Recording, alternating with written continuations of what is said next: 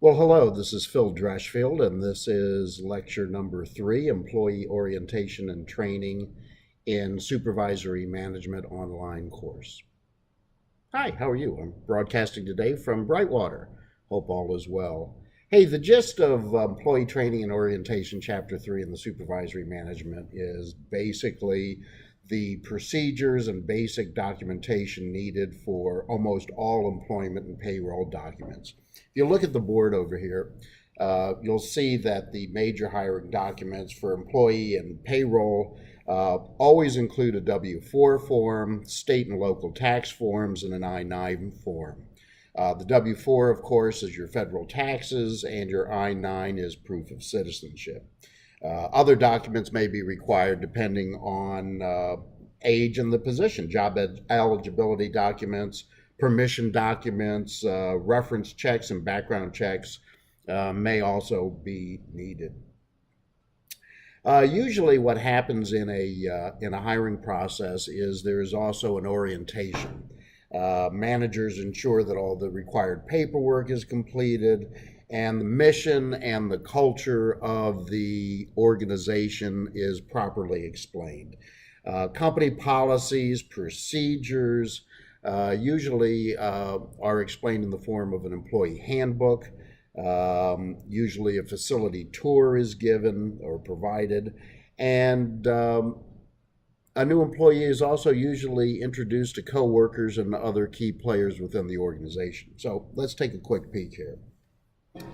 If you look at our board here, just as a quick review, the employment documentation needed is the W-4 form, state and local taxes, and the I-9, okay?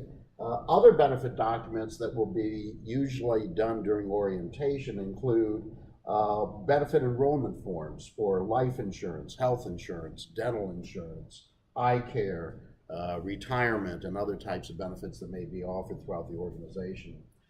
When it comes down to orientation, which is usually around the same time as the hiring process starts, the orientation usually consists of an explanation of the company policies and procedures, usually done in the form of a handbook. Usually during orientation, you'll find that your identification cards are also required and produced.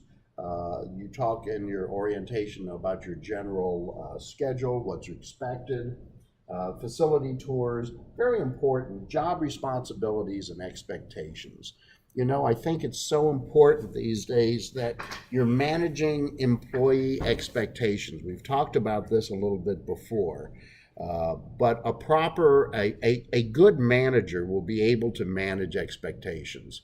So when you're in the orientation of a new employee and you are responsible for explaining the culture, it's important for you to be able to explain the employee's responsibilities, of course, the job description, but also expectations and corporate culture. I want to keep emphasizing the fact that a good manager explains the corporate culture to a new employee and how important it is for an employee to begin with to understand what that corporate culture is. All right, so what are the reasons and how do we evaluate orientation programs? Well, you know, the two main purposes for the orientation program are to provide information to new employees, of course, and to make employees feel comfortable. Consistency is also important to meet safety and legal obligations. For example, every new employee should receive the exact same information, learn the same safety practices, have the same opportunities to learn about the operation and meet the same key people. And the employee handbook should address basic information, including all employment policies. And, you know, the handbook has to be, well, it needs to be updated every now and then because things change. So then there's training. Okay, that's the last step in orientation and training. And, you know, training is required usually for new employees, but it's also useful for experienced staff as well. Effective training it helps employees understand the operation's values. It creates a product and service consistency in the hospitality management business. It increases employee morale, and it helps reduce turnover and legal liabilities. Honestly, it does. Employees can learn how to properly handle food and potential hazards, and customer satisfaction and profitability naturally increase. you know, it's clear, it must be understood that, any learning objectives in training must be clearly stated. And that is essential, one of the essential functions driving training programs.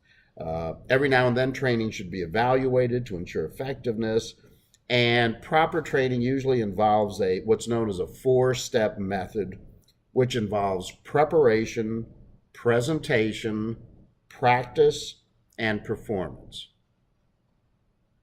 Paying attention? Going to read that one back one more time. A four-step training program includes preparation, presentation, practice, and performance. Okay? And training can be done for one employee, or it can be done by more than one employee, or for more than one employee. Group training can be used when more than one employee receive the same basic types of training. But in any organization, in any corporate culture, the hiring process involves an orientation, and to keep increased morale and updated corporate culture, ongoing training should always be offered. Okay, we're going to do one more lecture this week, and that'll be on Chapter 4. And before the end of today, we will also have a new quiz posted, so you guys can look forward to a new type of assessment. Anyway, that's our short one for today. Talk to you soon.